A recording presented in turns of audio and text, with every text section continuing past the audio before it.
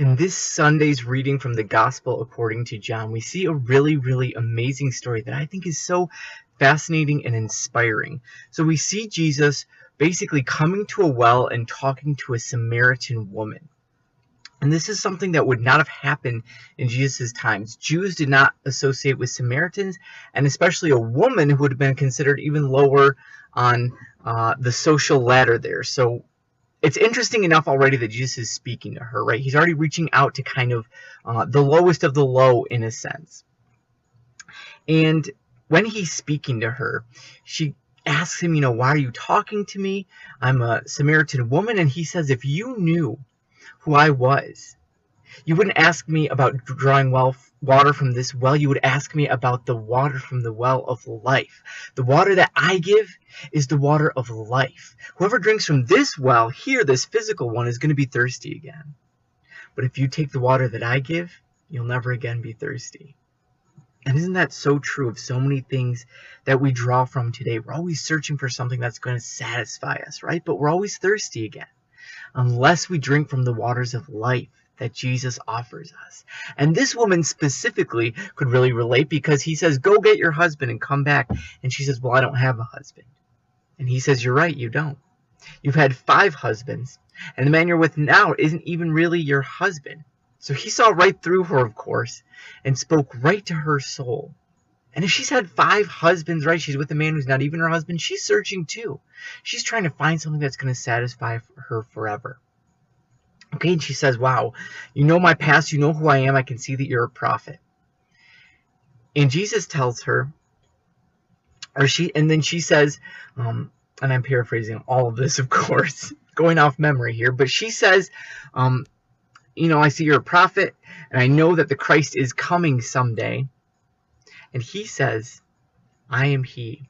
I am that Christ. I am the Christ who's come to redeem the world. He can say all of that, but he said, that's me, I'm the Christ.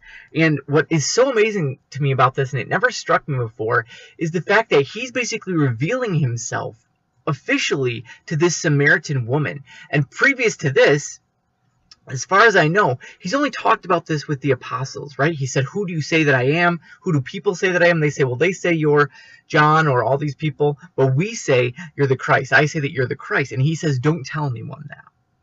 Right? Let's keep that between us. No one needs to know. But here with this Samaritan woman, he tells her he's the Christ.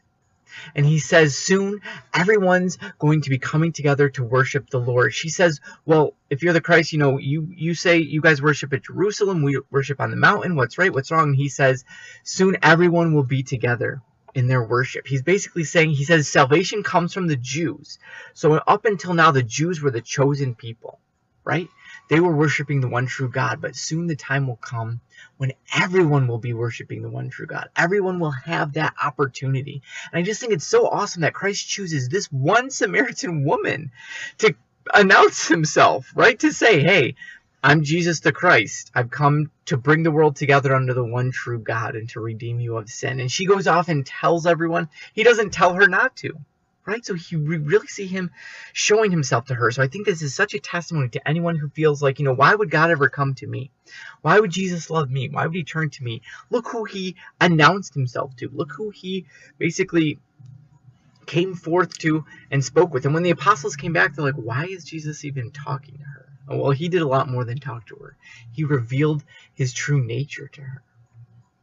And I think it's also so awesome how he just penetrated right through to the truth with her, right?